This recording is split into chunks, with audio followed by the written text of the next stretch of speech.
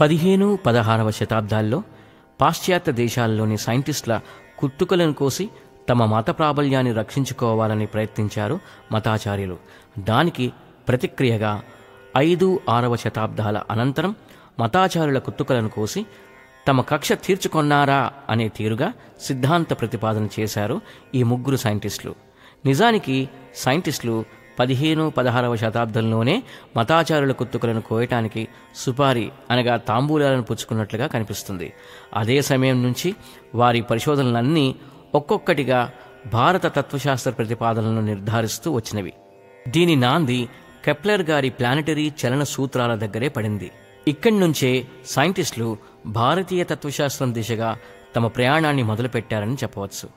వృత్తపంజర మధ్యే కక్ష్యా పరిస్థితః కమధ్యగతః మృజ్జలశిఖి వాయుమయో భూగోళ సర్వతోవృతః. There is a cosmic net created by moving stars and planets in space. Our Earth is in the cosmic net. It moves in its own orbit round the sun like other planets around it, containing matter, water, fire, atmosphere, etc. This spherical Earth is always revolving round the sun in its own orbit in space. పైన చెప్పిన ముగ్గురు సైంటిస్టులు తమ పూర్వీకులు పుచ్చుకున్న సుపారీ పనిని 2023లో తీసుకున్న Nobel బహుమతి ద్వారా పూర్తి చేశారు. జీవ జగదీశ్వరుల గురించి పరమార్థం జగత్తులోగాక మానవులందరిలో ప్రతిరోజు ఒకదానికొకటి సంబంధం లేక జరుగుతున్న జాగ్రత్త స్వప్న నిద్రావస్థల్లోని మార్పులను నిశితంగా పరిశీలించి భారతీయ తత్వశాస్త్రం సూచించిన సూత్రాలు. ముందుగా జగద్ధర్మం అనేకంగా కనిపించడం, స్వభావం డైనమిక్గా ఉండటం, వస్తూ పోతూ ఉండటం, కాలానుగుణంగా మార్పు చెందుతూ లయం వైపుకు ముందుకు కదలటం. జగత్స్వరూపం డైనమిజంను తొలగించి చూడగా మిగిలే ఈక్విలిబ్రియం, దీనినే బ్రహ్మమని వేదాంత దర్శన సిద్ధాంతము. స్వరూపరీత్యా జగత్తే బ్రహ్మము. తదుపరి ఈశ్వర ధర్మం, సృష్టి స్థితి సంహారాలు తానే చేస్తున్నట్లు గొప్పలు చెప్పుకోవటం, సృష్టి చేశాడు కాబట్టి దానిని పోషణ రక్షణల కోసం అవతారాలు ధరించడం, తనను భక్తి మొదలగు సాధనలతో ఆరాధించిన దేవమానవ తిర్యక్కులలో ఎవరైనా కష్టాల్లో మొరపెట్టుకున్నప్పుడు వారికి రక్షణ కల్పించడం, సాధువులను లోకాలను బాధించేవారిని శిక్షించడం ఈశ్వర స్వభావం. స్వరూపము సచిదానంద స్వరూప బ్రహ్మం. అలాగే మానవుని ధర్మం తనను జగత్తును కూడా అనేకంగా దర్శించడం. స్వభావం తనను తాను దర్శించే దృశ్యరాశిని అంతటినీ వైబ్రేషన్స్ రూపంలో ఉన్నట్టు చూడడం. స్వరూపం వైబ్రేషన్స్ను తొలగించగా ఏది మిగిలి ఉంటుందో ఈక్వానిమిటీ అనగా ఆత్మగా ఉండటం. ఇది ప్రతి మానవుని స్వస్వరూప స్థితి, సెల్ఫ్. తన స్వరూపంలో తానుగా మిగిలి ఉండటమే స్వస్వరూపానుసంధానము, సెల్ఫ్ రియలైజేషన్. ఈ ఆత్మయే బ్రహ్మమని చూశాం. సారాంశంగా జగత్తు, ఈశ్వరుడు, అతని పరాపర ప్రకృతులు, జీవ జడ పదార్థాలు, జీవులలోని ఒక స్పీషీస్ మానవుడు, అంతా బ్రహ్మస్వరూప లక్షణమైన సచిదానంద స్వరూపాలే. అలా బ్రహ్మము కాని పదార్థము జగత్తులోనే కాదు, జగత్తుకు వెలుపల కూడా ఏదీ లేదు. దీన్నే సైంటిస్టులు జగత్తులోని ఈక్విలిబ్రియం అంటే స్థిరత్వం అని చెబుతున్నారు. ఇదే జగత్తుకు వెలుపలి ఈక్విలిబ్రియంగా పొటెన్షియల్ ఎనర్జీ సైంటిస్టులు అంగీకరించక తప్పదు. అంటే లయకాలంలోని డైనమిక్ అనే విశేషణం లేని ఈక్విలిబ్రియం. జగత్ ఉన్నప్పుడు దాని ఉనికి అంటే ఎగ్జిస్టెన్స్ డైనమికల్ ఈక్విలిబ్రియం అని చెబుతున్నది science. Dynamism is equal to కదలిక లేదా మార్పు లేదా వికారం లేదా vibration which is equal to kinetic energy. Equilibrium is equal to స్థిరత్వం లేదా సత్యత్వం. ఇప్పుడు కూడా జగత్తు డైనమిక్గా ఉన్న దాని సంపూర్ణ శక్తి ఏ సమయంలోనైనా kinetic energy plus potential energy that is equal to total energy స్థిరంగానే ఉంటుంది. That is equilibrium. Dynamical equilibrium is equal to వికార సహిత సత్యత్వం. దీన్ని ప్రవాహ సత్యత్వం అంటుంది తత్వశాస్త్రం. ఇంతవరకు భారతీయ తత్వశాస్త్రంతో సైన్స్ ఏకీభవిస్తున్నది. సైన్స్ జగత్తు ఒకప్పుడు అంతమవుతుందని చెబుతున్నది, కానీ అప్పటి పరిస్థితి ఎలాంటిదో వివరించడం లేదు. అంటే పైన చెప్పిన విధంగా సగం నిజం లేదా పాక్షిక సత్యం, దట్ ఈస్ పార్షియల్ ట్రూత్. జగత్తున్నప్పటి పరిస్థితి గురించి సైన్స్ చెబుతున్న దానినే జగత్తు లేనప్పటి పరిస్థితికి పొడిగించి భారతీయ తత్వశాస్త్రం అప్పుడు లయకాలంలో ఉనికిలో ఏమున్నదో వివరిస్తున్నది. జగత్తు లయమైన తరువాత డైనమిజం లేని వట్టి ఈక్విలిబ్రియానికి మాత్రమే పారమార్థిక ఉనికి, అబ్సల్యూట్ ఎగ్జిస్టెన్స్.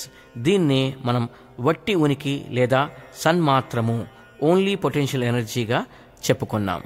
డైనమిక్గా లేని జగత్తు ఉనికిలో ఉండటం ఊహించశక్యం కాదని, అంటే అలా అది ఉనికిలో ఉండజాలదని, అచింత్యమని సైంటిస్టులు చెబుతున్నారు. కదలని శరీర అవయవాలతో, జీవ కణాలతో మన శరీరము, న్యూక్లియస్ చుట్టూ తిరగని ఎలక్ట్రాన్లు గల పరమాణువులు, సూర్యుని చుట్టూ తిరగని భూమి మొదలగు గ్రహాలు, ఇతర కదలని గ్యాలక్సీలతో మొత్తంగా వంకరగా ఉన్న ఆకాశంలో కర్వ్డ్ స్పేస్, కదలని జగత్తు ఉండజాలదని సైంటిస్టులే చెప్పనవసరం లేదు. ఇది సామాన్య విజ్ఞానాంశం, కామన్ సెన్స్ ఫ్యాక్టర్. ఒక ప్రళయం తరువాత మరుసటి సృష్టి జరిగే ముందు మధ్యలో గల సంధ్యాకాలంలో జగత్తు లేదు. దానికి డైనమిజం, స్పందనలు లేదు. అప్పుడు బ్రహ్మము తన నిజస్వరూపమైన డైనమిజం లేని స్థిర స్థితిలో ఉంటుంది. నిద్రా మెలకువల మధ్య గల సంధ్యాకాలంలో జీవుడు కూడా తన నిజస్వరూపమైన ఆత్మగానే ఉంటాడు. సగం మెలకువలో ఆత్మస్వరూపం మీద మనోస్పందనలు ఆవహించి స్వప్న దృశ్యాలు సంపూర్ణంగా మెలకువలోకి రాగానే అదే ఆత్మ మీద మనోబుద్ధీంద్రియ సంబంధ సమస్త జగత్స్పందనలు ఆవహించిన లేదా ఆరోపింపబడిన జాగ్రత్త అవస్థలు కలుగుతున్నవి. ఆత్మ అన్ని అవస్థల్లో తన నిశ్చల స్థితిని వదలకనే ఉంటుంది. అవిముక్త స్థితి. ఇలాంటి అవిముక్త స్థితిని అనుభవంలోకి తెచ్చుకొని ఆ అనుభవంలో స్థిరంగా నిలవడమే మోక్షం, సెల్ఫ్ రియలైజేషన్. ఉనికి ఎప్పుడూ జ్ఞానసుఖాలతో కలిసి ఉంటుందని మనం చూశాం. జగత్తు లేనప్పుడు వట్టి ఉనికి, వట్టి జ్ఞానము, వట్టి ఆనందము మాత్రమే ఒకే వస్తువుగా ఉనికిలో ఉంటుంది. కైనెటిక్ ఎనర్జీ లేని potential energy is equal to equilibrium, స్థిరత్వం. That is equal to total energy. జగత్తున్నా లేకపోయినా సచ్చిదానంద స్వరూప బ్రహ్మము మాత్రమే శాశ్వత స్థిరత్వ ఉనికి కలది. ఇప్పుడు ఇది సంపూర్ణ సత్యం. ఇతర వస్తువులేవీ లేని కేవలమైనది. జగజ్జీవేశ్వర నిరపేక్షమైనది.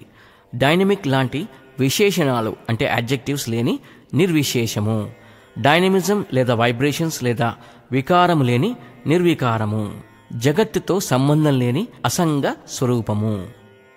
జాగ్రత్త స్వప్నాలలోని స్థూల సూక్ష్మ శరీర స్పందనలను ఇది నేను కాదు అని తీసివేస్తూ పోగా నిద్రలో స్పందనలు లేని ఏది మిగులుతుందో అదే ఆత్మ. ప్రతి మానవుని సత్స్వరూపం నేను అని చూశాం. ఆత్మకు కూడా మనం పైన చెప్పిన సంపూర్ణ సత్యమైన బ్రహ్మమునకు గల లక్షణాలే ఉన్నవని నిగమనం చేశాం. జీవో బ్రహ్మైవ నాపరః అనటంలో అభ్యంతరమేముంది? భారతీయ తత్వశాస్త్ర సంబంధంగా వేదముల చివరి భాగాలైన ఉపనిషత్తులు ప్రతిపాదించిన తీర్మానాన్ని ఇలా చెప్పవచ్చు. ఈ దృశ్యమాన జగత్తు వికారాత్మకమైనదిగా ఉనికిలో కనిపిస్తున్న వికారాతీతమైన పరమార్థతత్వం ఒకటి ఉన్నది. ప్రయత్నశీలుడైన ప్రతి వ్యక్తి ఉపనిషత్తులు ప్రతిపాదించిన పద్ధతులు ఆచరించి తత్వ విచారం చేసి ఆ పరమార్థాన్ని కనుగొనే వీలుంది. దీని కొరకు వేదవాక్యములు విశ్వసనీయములు, ఆచరణీయములు అనే నిర్బంధంతో పనిచేయాల్సిన అవసరం లేదు. ఆ వాక్యాలను విమర్శనాత్మక దృష్టితో విచారం చేసి వానికి అవస్థాత్రయ అనుభవాలను జోడించి ఆ అనుభవాలను తర్క పద్ధతిలో విశ్లేషణ చేయడం వల్లనే జగత్తు యొక్క పరమార్థ స్వరూపాన్ని తెలుసుకోగలమని వేదాంతము చాటుచున్నది. 2023 సంవత్సరానికి ఫిజిక్స్లో నోబెల్ బహుమతి విజేతలైన 3 సైంటిస్టులు ప్రతిపాదించిన సిద్ధాంతం ప్రకారం ఇప్పుడు సైన్స్ ద్వారా కూడా జగత్తు యొక్క పరమార్థ స్వరూపాన్ని తెలుసుకొనవచ్చునని నిర్ధారణ అయినది. మరికొంత వివరముగా మనము వచ్చే ఎపిసోడ్లో ఈ విషయాల గురించి మాట్లాడుకుందాం.